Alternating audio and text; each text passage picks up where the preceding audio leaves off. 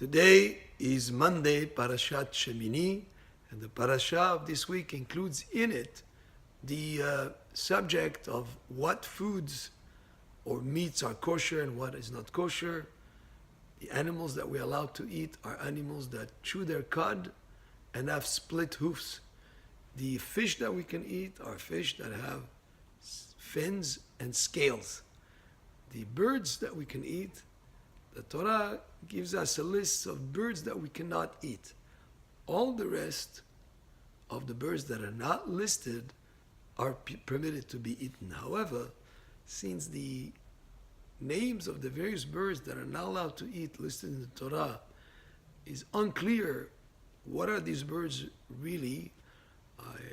Certain names are not very common in terms of knowledge to know, oh, that's what the bird that the Torah refers to. Therefore, we go only by traditions in each locality, what is a tradition that has been passed on through generations of what birds we're allowed to eat. So, for instance, for sure, chickens, no problem. Pigeons also are kosher to eat.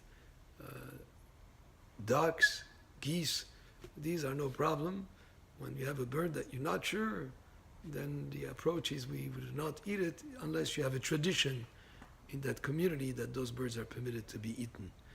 But the animals, like cows, sheep, the goats, they chew their cud, they have split hoofs, you eat them.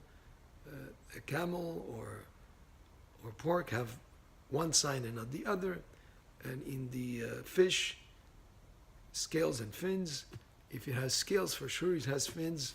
So that's why when you buy fish and you're not sure what type of fish it is, if you see the scale on the skin of the fish, then that fish is kosher.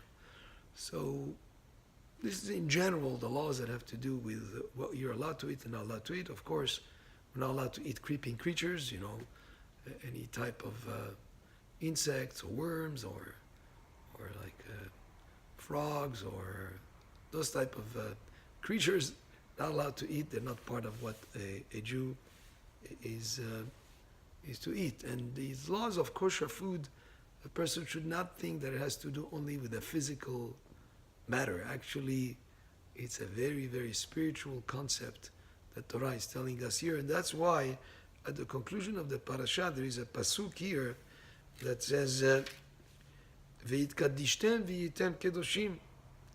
You shall sanctify yourselves and you'll be holy. Ki kadosh ani, because I am holy. Ve'lo tetameu et nafshotechem, and do not contaminate your souls.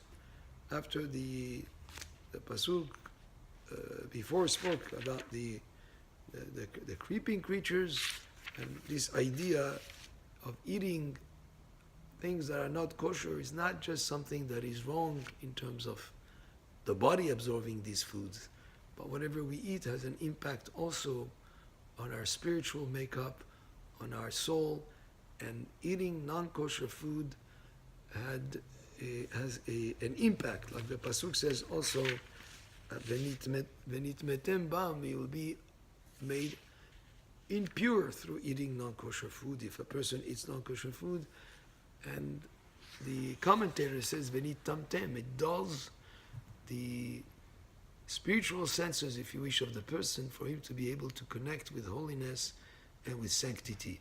So the more a person is careful about what types of food he eats, that it is always kosher, and is strict with the kosher aspects of food, the more spiritually he's able to connect with